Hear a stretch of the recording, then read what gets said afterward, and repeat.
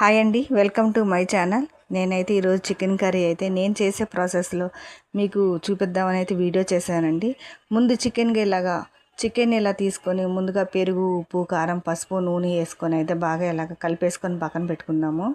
ఇప్పుడు టమాటాలు, పచ్చిమిరపకాయలు, ఉల్లిపాయలు ఇవన్నీ కూడా మనం ఎర్రగా వేపుకొని కొంచెం ఆయిల్ పోసుకొని చక్కగా అయితే వేపుకుంటే దోరగా వేపుకుని ఇప్పుడు మనం కలుపుకున్న చికెన్ ముక్కలు కూడా ఇందులో వేసుకొని మూత పెట్టుకుంటే 10 నిమిషాలు చికెన్లో ఉన్న వాటర్ కూడా మగ్గిపోతుందండి. ఇలా కనుక చేస్తే కనుక ఏ కూర అయినా కానీ టేస్ట్ అయితే వస్తుంది.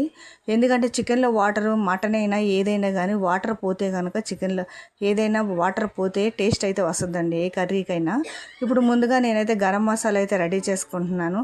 అందులోనే కొంచెం ఉల్లిపాయలు, ధనియాలు, అల్లం వెల్లుల్లిపాయలు ఇవన్నీ కూడా వేసుకొని, చిన్న వెల్లుల్లిపాయలు ఇవన్నీ కూడా వేసుకొని ఇలా అయితే పేస్ట్ అయితే చేశాను. ఇది చికెన్ కర్రీలో వేసుకొని కొంచెం కావాల్సిన వాటర్ అయితే వేసుకోవాలి. వేసుకొని ఇవి దగ్గరగా ఇలా కలుపుకొని మనం ఆల్రెడీ ఇందాక నూనెలోనే వేయించేసాం కాబట్టి ఈ ప్రాసెస్ అంతా కూడా చక్కగా నీరు అయితే మొత్తం పోయిందండి.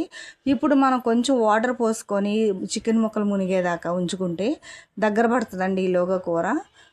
చూడండి 2 నిమిషాల్లో మనకైతే చికెన్ కర్రీ కూడా అయిపోతుంది. ఈ ప్రాసెస్లో మీరు చేసినట్టయితే కనుక నాకు కామెంట్ చేయండి. నా కూర నచ్చినట్టయితే లైక్ చేయండి, షేర్ చేయండి. ఫైనల్గా మన కూర అయితే కనుక రెడీ అయిపోయింది. ఈ ప్రాసెస్లో మీరు కర్రీ ఇలా చేసుకుంటే కనుక చాలా బాగుంటుంది. అంతేనండి. Bye bye.